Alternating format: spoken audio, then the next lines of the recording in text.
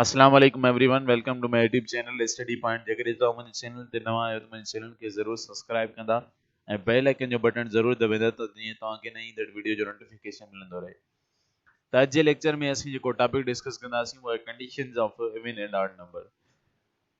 The first condition असां वटि जेकी आहे उहा आहे even number plus 1 is equal to odd number. जेकॾहिं कंहिं बि इवन नंबर में असां 1 ऐड कंदासीं त असांखे आंसर मिलंदो ऑड नंबर। अचो त इन कंडीशन खे वेरीफाई करूं छा ईअं वाक़ई आहे। तो even number plus 1 is equal to odd number.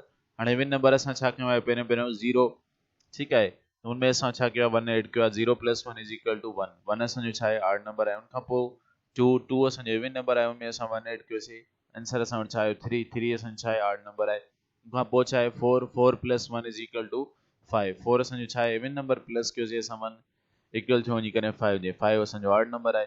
उनखां पोइ आहे 6 6 असांजो इवन नंबर प्लस कयोसीं असां 1 इज इक्वल टू थियो 7 7 असांजो छा आहे ऑड नंबर आहे। उनखां पोइ छा आहे 8 8 प्लस 1 इज इक्वल टू छा थींदो 9 8 असांजो even number plus 1 is equal to 9 9 असांजो छा आहे ऑड नंबर आहे। उनखां पोइ 10 10 असांजो इवन नंबर आहे प्लस कयोसीं असां 1 इक्वल थींदो वञी करे 11 जे 11 असांजो ऑड नंबर आहे। उनखां पोइ आहे 12 12 प्लस 1 इज इक्वल टू 13 और 12 असांजो इवन नंबर प्लस कयोसीं 1 असांजो आंसर छा आयो 13 13 असांजो ऑड नंबर। उनखां पोइ आहे 14 14 असांजो इवन नंबर आहे प्लस कयोसीं असां 1 असां वटि आंसर आयो 15 15 असांजो छा आहे ऑड नंबर आहे। उनखां पोइ छा आहे 16 16 प्लस 1 इज इक्वल टू 17 16 असांजो इवन नंबर थी वियो। उनखां पोइ उनमें ऐड कयोसीं असां 1 असांजो आंसर छा आयो 17 17 असांजो छा आहे ऑड नंबर आहे।